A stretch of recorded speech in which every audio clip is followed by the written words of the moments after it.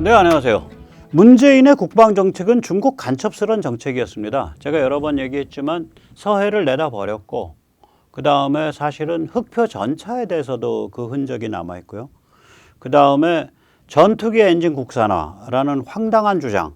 이게 최고급 전투기인데 그게 이제 다 우리 귀에 보면 왜 자주국방인데 보통 사람들 귀에는 그렇게 들리는 솔깃한 얘기들이에요. 이게 뭐 대형 항모, 뭐 대양 해군, 경항모 대양 해군. 그러나 이게 전부 나라 말아먹을 소리입니다. 그래서 오늘은 그 중에서 다시 한번 서해 이야기를 다시 짚어보면서 문재인이 정말 중국 간첩답게 혹은 중국 간첩과 다름없이 얼마나 서해를 중국에 갖다 바치려고 안달복달했는지 그 스토리를 달아보도록 하겠습니다. 먼저 세뇌 탈출 자유구독료 부탁 말씀 올립니다. 아시다시피 세뇌 탈출은 광고가 잘 붙지 않습니다. 도와주시면 보다 좋은 콘텐츠로 찾아뵙는 데에 커다란 힘이 되겠습니다.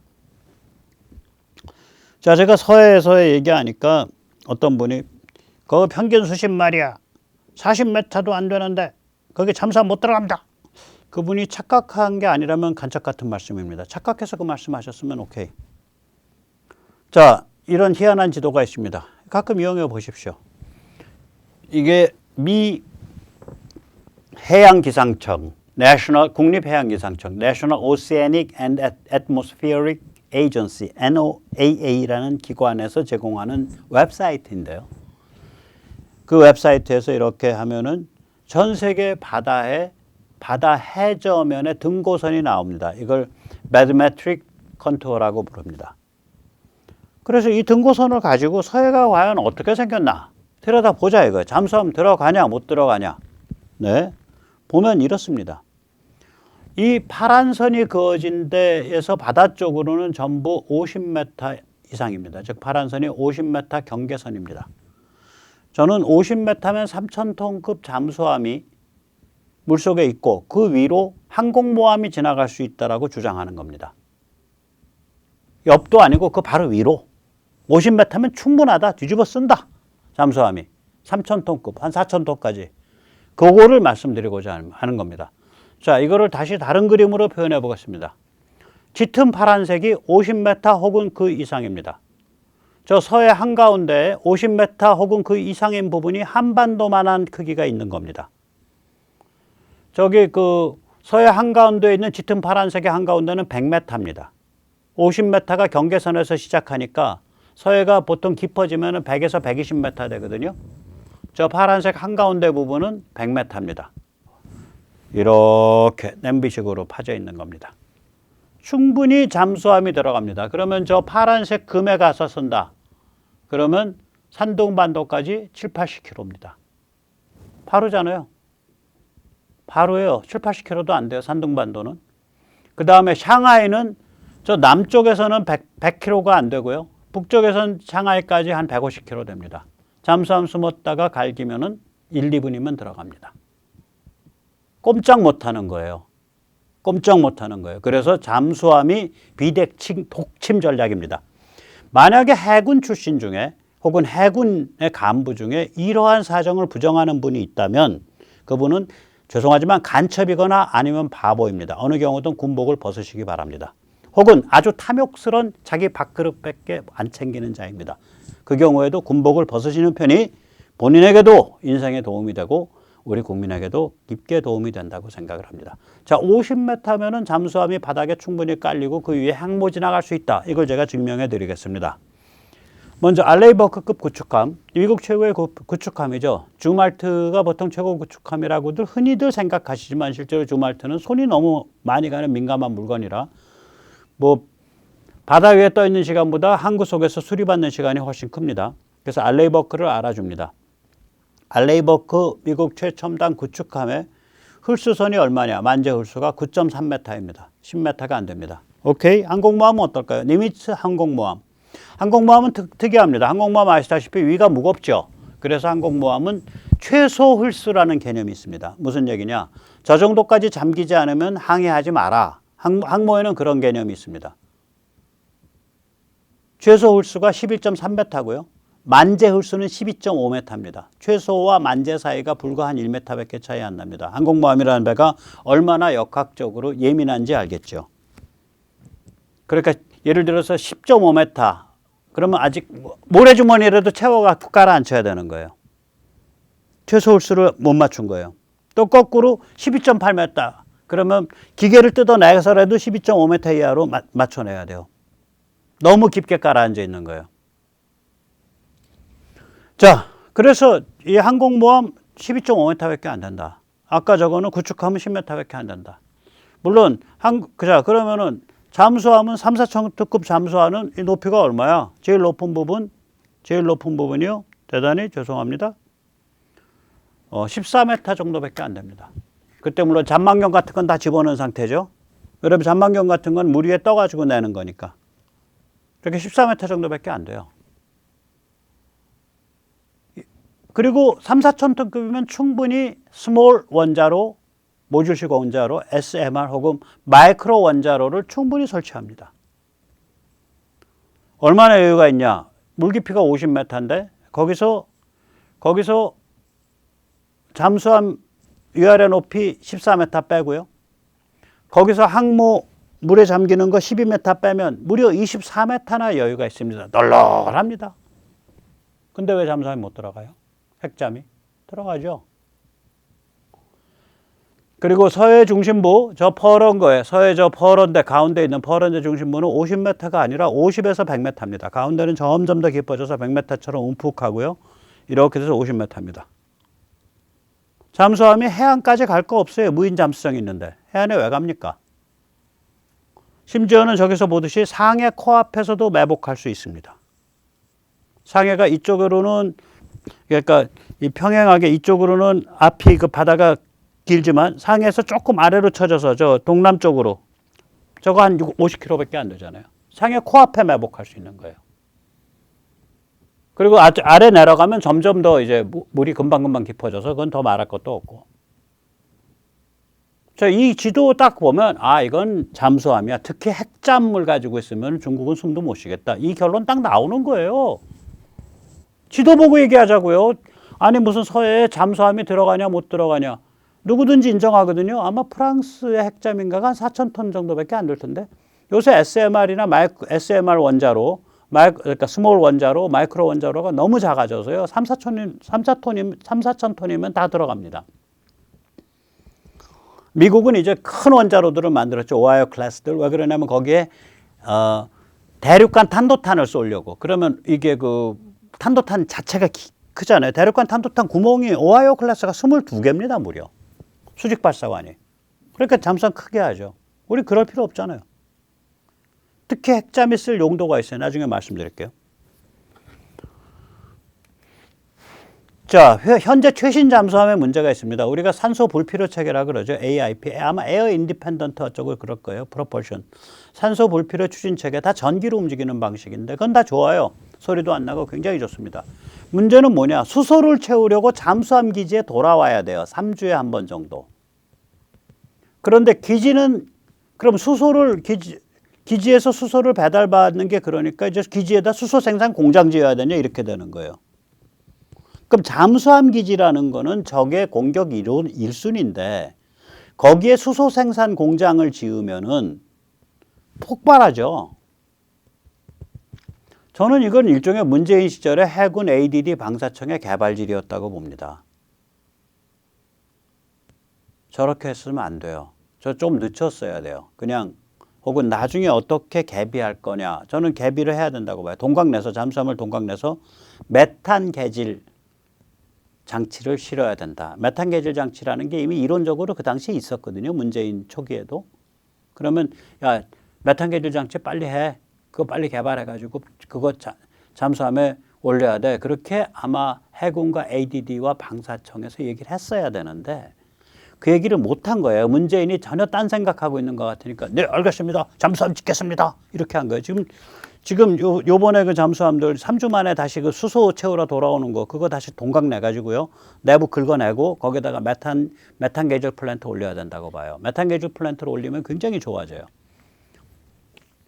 이 메탄 게이지 플랜트라는 건 뭐냐면 메탄을 이용해서 수소를 만드는 수소 미니 공장이에요. 메탄이라는 게 CH4거든요. 메탄 분자 하나 빠개면 수소 분자 2개가 나옵니다. H2가 수소 분자니까. 그래서 메탄에서 수소를 분리하는, 화학적으로 분리하는 거를 메탄 개질이라고 표현합니다. 메탄 리포밍인가 그래요. 영어로 개질이라고 번역하더라고요. 이렇게 되면 어떻게 되냐? 3개월 정도 수소를 채울 필요가 없어요. 그러니까 메탄도 한 3개월에 한 번씩 주입하면 돼요. 좋은 일이죠. 그리고 잠수함 기지에 저렇게 메탄 탱크, 저렇게 생긴 메탄 탱크만 몇 개 갖다 두면 돼요. 메탄 저장 탱크. 좋은 일이죠. 그런데 문제가 있어요. 잠수함이 물속에서 수소를 가지고 전기를 만들려면 산소가 필요해요. 공기가 필요해요.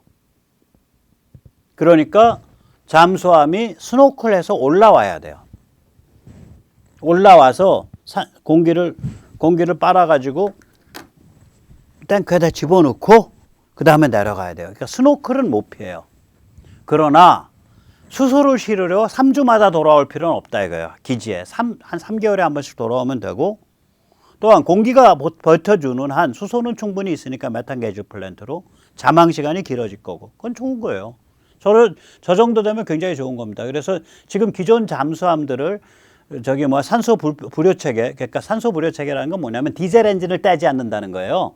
일정하게 움직일 때 산소가 숨도 쉬고 여러 가지 전기도 만들고 할 때 산소 필요한데 왜 산소 불효예요? 그게 아니라 디젤 엔진을, 그러니까 그 추력에 있어서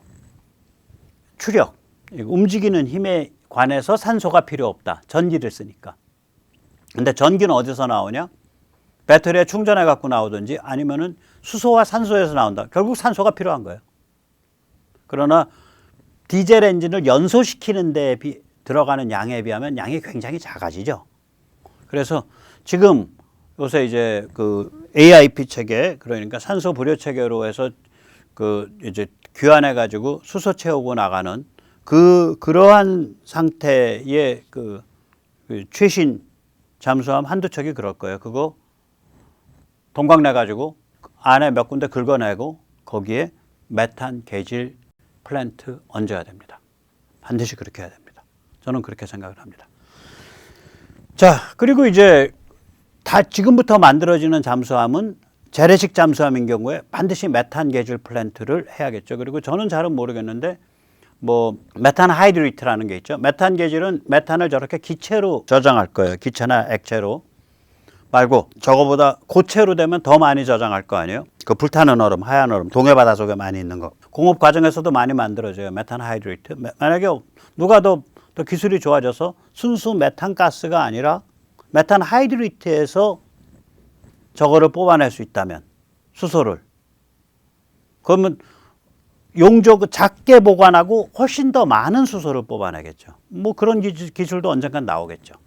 그래서 저렇게 되면은 재래식 잠수함이지만 거의 핵잠에 버금갑니다. 핵잠 대비해서 딱 하나의 단점은 뭐냐면 주기적으로 해수면에 나와서 공기를 빨아가야 돼요.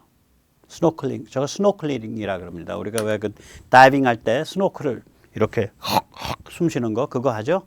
그거 똑같습니다. SNORKLE 똑같습니다. 자, 그런데 이제 우리가 제기하고 싶은 문제가 이거죠. 수소 플러스 산소는 어디서 나오냐? 물을 분해하면 나오거든요. 그 공장을 핵잠수함에 설치하면 어떻게 될까? 그래서 그거를 무인 잠수정한테 공급하면 어떻게 될까? 근데 이제 여기서 처음에 무인 잠수정에 왜 수소 산소가 필요해? 무인 잠수정은 배터리로 움직이거든요. 배터리를 우리 현대 자동차처럼 전기를 수소로 만들어낼 수 있죠. 근데 자동차는 대기 중에 움직이니까 산소 탱크는 따로 필요 없는데 얘는 물속에서 움직이니까 수소와 산소가 각각 탱크 속에 있어야 전기가 만들어집니다.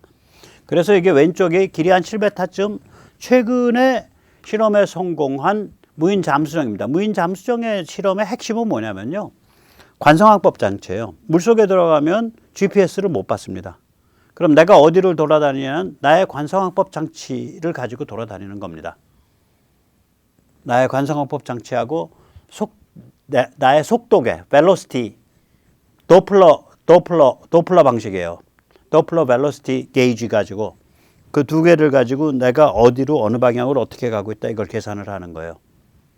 저거가. 그래서 GPS 신호 없이 자기의 위치를 정확하게 계산해내는 그 능력이거든요. 저게 이번에 실험에 성공한 걸로 알고 있습니다. 저 안을 까보면요. 저기 까보면 기본적으로 수소 탱크와 산소 탱크입니다. 저 녹색은 산소 탱크고요. 저기 그 주홍색이라 그래. 흑색은 수소 탱크입니다. 그러면 이제 제가 물속에서만 계속 돌아다닐 수 있으려면 수소랑 산소가 물속에서 누군가에서 공급되면 돼요. 그럼 핵잠에다가 수소산소 제조 공장 차려놓고 쟤랑 도킹해서 쟤한테 수소산소 불어넣으면 될 거 아니야. 그거죠. 그러면 쟤는 정기 점검하러 한 1년에 한 번씩 나오는 거 외에는 항상 물속에 있는 거예요. 저런에 한 100대, 200대 서해 바닥에 쫙 깔아놓으면 중국 숨도 못 쉽니다. 쟤는 급하면은 앞에 어뢰도 갖고 있어요. 급하면 지가 가서 들이받아. 혹은 크면은 어뢰 발사관을 갖고 있을 수도 있어요. 크면 제가 그러니까 한 20톤, 30톤짜리, 그러니까 굉장히 큰 저거거든요. 큰 잠수정이에요. 저건 지금은 7m, 1m, 1m 정도 되는데, 크면은 저게 15m에 3m 정도 돼요. 미국에서 만들고 있는 것들은 15m 길이에 3m라고요. 그러니까 3m, 3m 정사각형이고 앞에 좀 이렇게 뭉뚱하게 생겼고 길이는 15m고. 그러니까 저걸 살벌한 거죠. 3m, 3m, 3m, 3m 50, 3m 50. 그거 안에 어뢰 몇 발 채우고도 남죠. 급하면 그걸로 하고. 그런데 제가 이제 기뢰 설치도 하고 기뢰 제거도 하고 그러는 애거든요. 그러니까 문재인 때 저런 걸 안 한 거예요.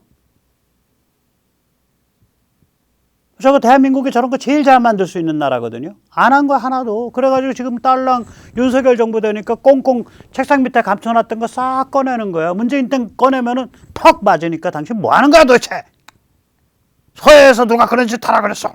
하고 맞으니까 가만히 있다가 요새 이제 하나씩 꺼내는 거야. 그래서 요새는 잠만 자고 일어나면 뭐가 새로운 게 발표돼 있어. 너무 웃겨요. 너무 웃겨요. 특히 서해 관련 거는 다 그래. 특히. 아유, 웃고 말아야죠. 그래서 이제 이 핵잠이 말하자면 수소, 산소 제조 공장인데 바닷물을 끌어들여서 바닷물을 내부에서 담수 처리를 하겠죠. 뭐 끓여서 담수를 만들든지 아니면 삼투막에다가 걸어놓고서 압력으로 밀어버리면 나 핵잠은 남아 도는 게 에너지인데 저거 당연히 하죠. 그러면 담수가 되죠. 순수 담수.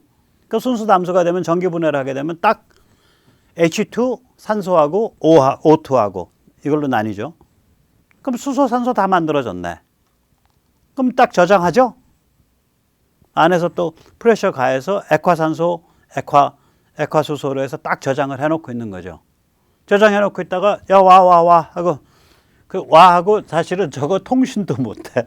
통신하려면 나중에 보세요. 희한하게 해요. 왜냐면 수중에선 전파가 못 가요.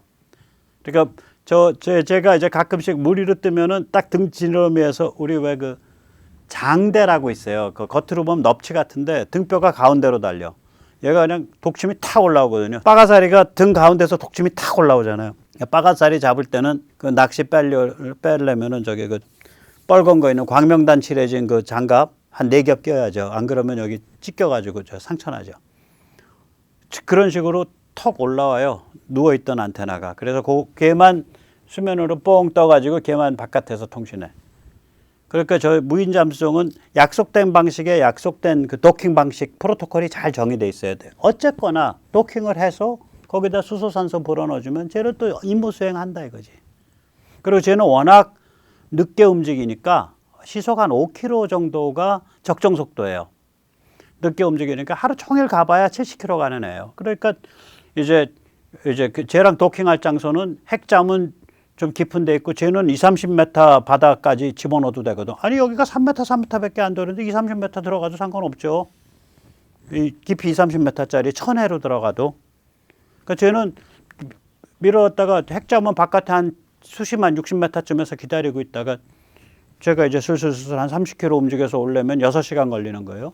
6시간 걸려서 오면은 이제 도킹해가지고 이제 수소산소 불어넣고 또 나가서 일해. 그러면 쟤는 또 한 3개월 동안 열심히 가서 일해요. 2, 3개월 동안.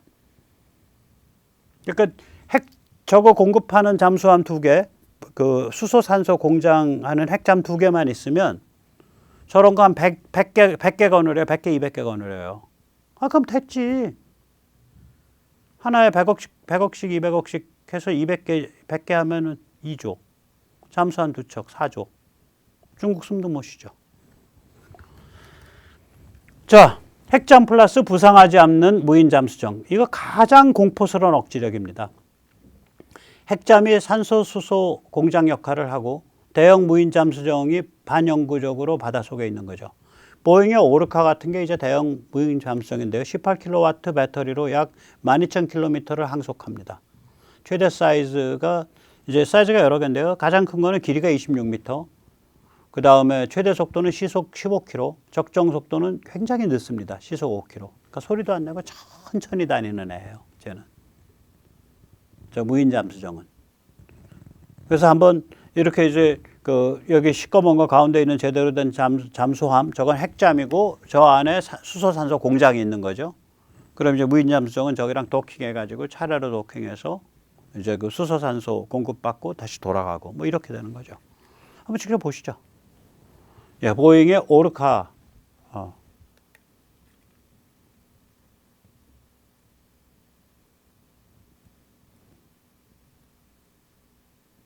네.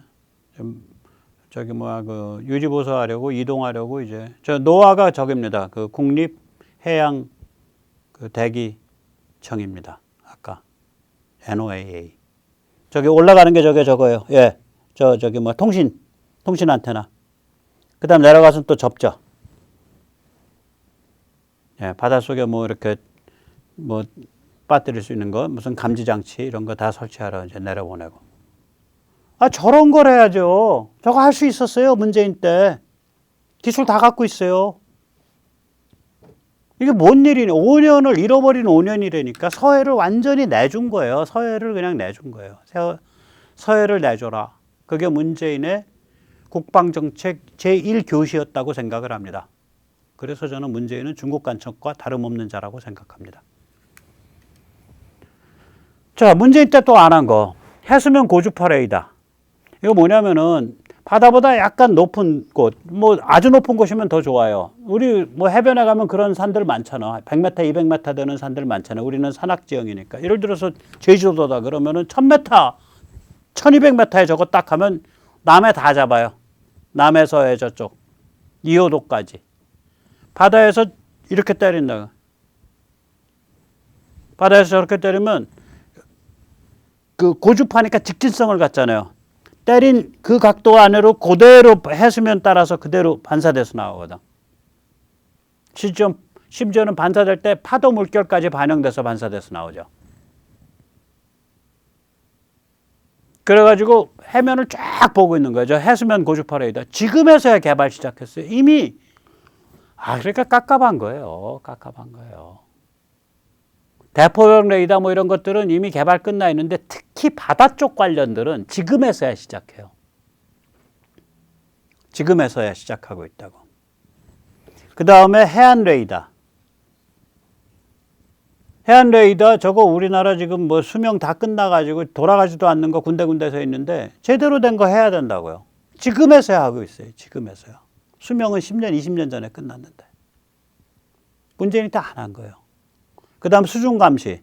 이 서해안 쪽에 수중 감시하기가 더럽습니다. 저게 바다는 작은 데다가 조류는 많고 심하고 그 다음에 뭐 아무튼 뭐 저기 배는 많이 다니고 그래서 저거는 겹겹이 해놓고요.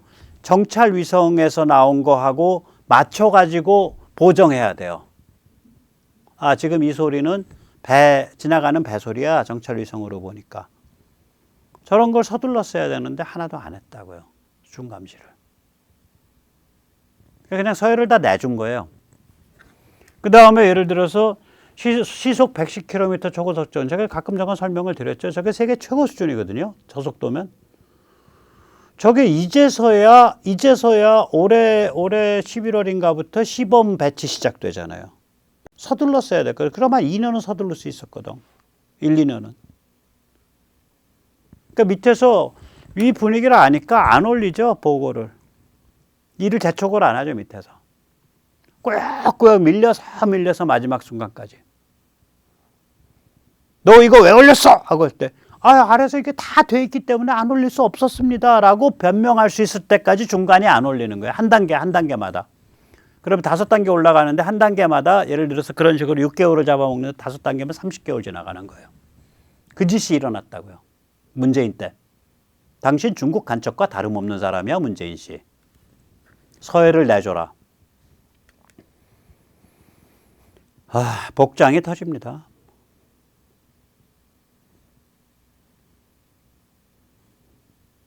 복장이 터져요. 저렇게 좋은 걸 만들어 놓고.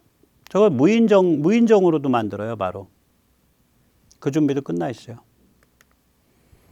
아까 이제 해수면 고주파 레이더는 제가 말씀을 드렸고요. 그래서 결국은 뭐냐면 서해를 내주고 항모를 떠든다. 서해는 항모 못 들어가잖아요. 아까 보셨지만 중국이랑 너무 가까워서 항모 못 들어갑니다. 근데 주 전장은 서해거든. 항모는 만들어도 어디 남태평양이나 갈까? 그래서 미국 시다발이나 들까? 갈 데가 없어요, 항모는. 남중국해는요, 미국이 커버해야 돼요. 오스트레일리아랑 일본이랑. 동중국해는 미국과 일본이 커버해야 되고. 동중국해라니까 오키나와 근처 바다인데, 그러면 우리 주전장은 어디야? 바다의 주전장은 서해, 남해, 동해예요. 특히 서해예요. 거기가 전면이야. 거기를 우리가 잘만 관리하면 중국 숨통을 딱 잡고 있는 거예요. 어마무시한 억지력이에요. 불과 4조, 5조만 쓰면은 중국 숨도 못 쉬게 만들어 버리잖아요. 아까 저런 거 무인잠수성 200대 깔아버리고 저거 공급하는 핵잠 2개 하고. 숨도 못 쉬는데 4, 5조면? 숨도 못 쉬잖아요. 뭘 까불 텐데? 그런데 무슨 항모 전단 하나 꾸리려면 30조 드는데? 서해를 내주고 항모를 떠는 사람은 바보 아니면 중국 간첩이에요. 아니면 해군에 관계되어 있는 사람이나 밥그릇에 환장한 사람이든지. 우리 이제부터는 항모에게는 집어치우자고요. 집어치우고 모든 관점을 서해를 어떻게 막아낼 것이냐. 서해라 그러면 2호도까지예요. 저기 신의주 앞에서부터 2호도까지를 어떻게 막아낼 것이냐. 2호도 7광구까지. 서해라고 할 때는 이거 바다가 그렇게 돼 있어요. 해도를 보면 2호도 7광구까지를 어떻게 막아낼 것이냐. 우리가 그거를 좀 고민을 많이 해야 됩니다. 네, 오늘 여기까지 모시겠습니다. 감사합니다.